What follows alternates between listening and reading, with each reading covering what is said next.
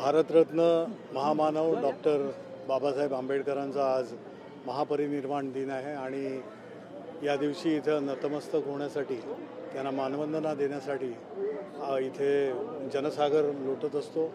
मी आज इथे एक भारताचा नागरिक म्हणून नतमस्तक झालो, कारण डॉक्टर बाबासाहेबांनी जे संविधान आपल्या देशाला दिलं त्या संविधानामुळे आज भारत ही लोकशाहीची जननी म्हणतो आपण, आणि जगविख्यात जी लोकशाही आपली आहे त्याचा मूळ पायाच हा डॉक्टर बाबासाहेब आंबेडकरांनी रचला।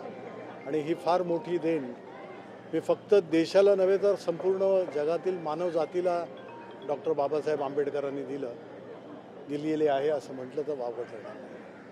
विधानसभेच्या निकालानंतर सातत्याने ईव्हीएमवरती प्रश्नचिन्ह उपस्थित केलं जात आहे। आज आपण म्हणतो की ईव्हीएमच्या विरोधात आंदोलनाला राहुल गांधी हे महाराष्ट्रातून सुरुवात करणार आहेत, तर त्याकडे कसं बघता? ज्या गोष्टी उघडकीस आल्या, ज्या गोष्टी अगदी स्पष्ट दिसत आहेत त्या बाबतीमध्ये बऱ्याचशा गोष्टी आहेत। ईव्हीएम म्हणजे ईव्हीएमच्या मशीनमध्ये जो काही हे असेल हा भाग वेगळा, पण त्याच्या व्यतिरिक्त धरून चला ईव्हीएमचा भाग ईव्हीएम मशीन म्हणून काम करते, परंतु त्याच्या जोडीनं जी मतदार यादी आहे त्या मतदार यादीमध्ये तिथे नावं अगदी बोगस असलेल्या यांची नावं नोंदवली आहेत मतदार म्हणून। त्यांनी मतदान केल्याचं उघडकीस आलेलं आहे। जे मतदार म्हणून ज्यांची नावं होती ती नावं हजारोंच्या संख्येने गाळण्यात आलेली आहे ते उघडकीस आलेलं आहे।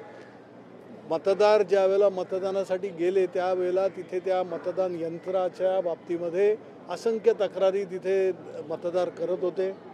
तिथे तुमची झालेलं त्याच्यानंतर ज्या वेळेला शेवटचा मतदार हा जातो त्या शेवटचा मतदार मतदान केल्यानंतर जो 17C वगैरे फॉर्म देण्याची जी प्रक्रिया असते त्यावर तिथे असलेले जे काही सह्या घेतात तुम्ही एजंट्स, पोलिंग एजंट्सच्या, आणि मग त्या काउंटिंगच्या दिवशी ते करतात, त्याच्यामध्ये असलेली तफावत, तिथे मतदान यंत्रांमध्ये असलेली बॅटरी जी संबंध दिवस वापरल्यानंतर ती काउंटिंगच्या दिवशी तशीच मशीन काढली तर 99% दिसणारा प्रकार, हे सगळं अचंबित करून टाकणारं होतं।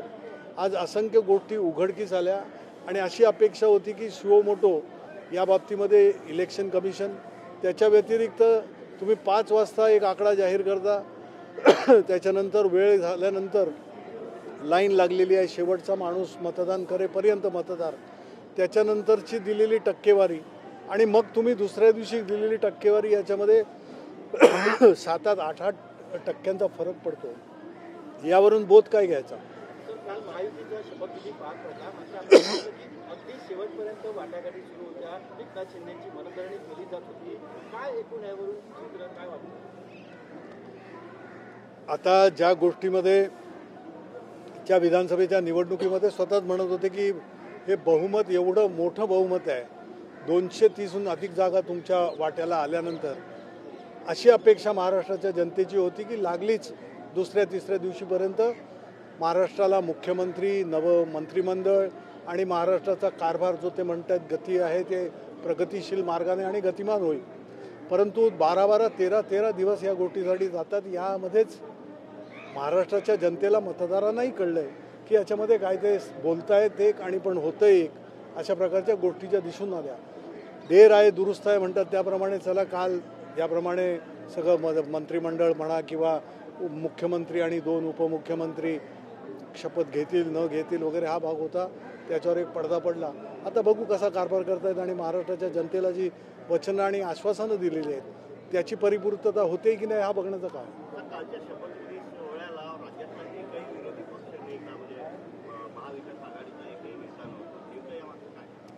प्रत्येकानं मला वाटतं जसं मुख्यमंत्री, नवनिर्वाचित मुख्यमंत्री देवेंद्रजींनी फोन केला त्याप्रमाणे प्रत्येकानं आपापलं जर येऊ शकत असतील तर त्यामध्ये मला वाटत नाही कुठचं कावगं होतं, पण प्रत्येकाचे पूर्वनियोजित कार्यक्रम असतील, काही त्यांच्या एंगेजमेंट्स असतील, कारण हा काल होतोय, उद्या होतोय, परवा होतोय याची सुद्धा निश्चिती नव्हती। त्याप्रमाणे प्रत्येकानं आपापला कार्यक्रम ठरवण्यासाठी, त्यामुळे कोण होता नव्हता, परंतु आता जे झालेलं आहे चांगल्या रीतीनं शपथविधी सोहळा पार पडलेला आहे। आता महाराष्ट्राची जनता आणि यांची वचनं आश्वासनं हे बघण्याचं काम। बघता मनोज जरांगेंच्या भूमिकेवरून? कारण पूर्ण जी निवडणुकीच्या वेळेस आहे ते मनोज जरांगे आहेत. आरक्षणाचा हा कळीचा मुद्दा आहे. मराठा समाजाला असू द्या, धनगर समाजाला असू द्या, इतर जाती जमातीसुद्धा बघतायत की बाबा आरक्षण आम्हाला कसं. आणि जे आरक्षण सुप्रीम कोर्टानं, माननीय सर्वोच्च न्यायालयाने जर ठरवून दिलेला जो काय आकडा आहे त्यामध्ये कशा रीतीनं वाढवायचं, तर मग ते राज्याच्या हातात आहे का, केंद्राने करायचं आहे का, केंद्राजवळ पाठपुरावा होतो आहे का, राज्य स्वतःहून त्यामध्ये बदल घडवून आणू शकते का, या गोष्टी आता झपाट्यानं झाल्या पाहिजेत. कारण खूप लांबलेला प्रश्न आहे आणि तो समाज वंचित राहिलेला आहे या गोष्टीपासून. बघूया कशा रीतीने ते करतात. लाडक्या बहिणींचे पैसे देखील काही महिन्यांनी आता येणार असल्याचं माहिती पडतंय. कसं बघताय? एकीकडे लाडक्या बहिणींना लागलेच पैसे ना असं सांगितलं होतं. लाडक्या बहिणी, लाडके भाऊ, लाडके शेतकरी, प्रत्येक लाडका नागरिक हा याच प्रतीक्षेमध्ये आहे की मला दिलेली वचनं आणि मला दिलेलं आश्वासन तुम्ही कसं पाळताय. तो खरा कसोटीचा क्षण आहे. बघू.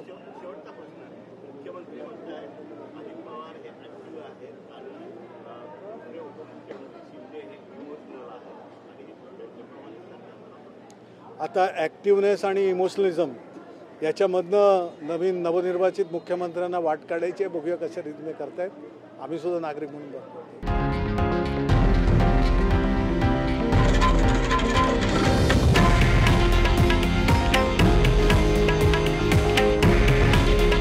हे आहे देशातील नंबर 1 न्यूज नेटवर्क आणि आपण पाहत आहात TV9 मराठी. काळजी तुमची, हित महाराष्ट्राचं.